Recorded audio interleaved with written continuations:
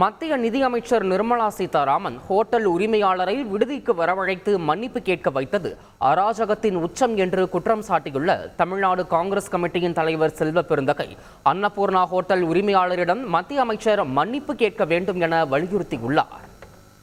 கருத்துரிமை இருக்கின்ற இந்த தேசத்தில அரசியலமைப்பு சட்டத்தை மதிக்காமல் அவரை தங்கியிருக்கின்ற விடுதிக்கு வர வைத்து மன்னிப்பு கேட்க வைத்திருக்கிறார்கள்.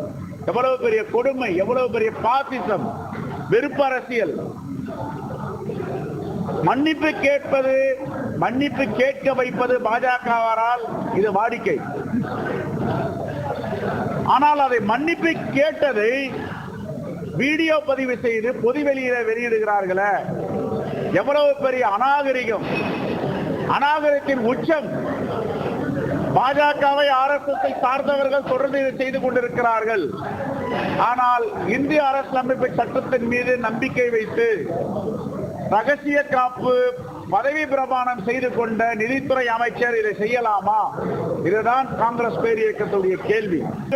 தமிழ்நாடு காங்கிரஸ் கமிட்டி வன்மையாக கண்டிக்கிறது. அமைச்சரும் சட்டமன்ற உறுப்பினரும் சிறு குறு மற்றும் நடுத்தர தொழில் செய்து வருகின்ற அன்னபூர்ணா உரிமையாளர் சீனிவாசனிடம் பகிரங்க மன்னிப்பு கேட்க வேண்டும். இதுதான் ஜனநாயகம். செய்திகளை உடனுக்குடன் தெரிந்து கொள்ள உடனே சப்ஸ்கிரைப் பண்ணுங்க.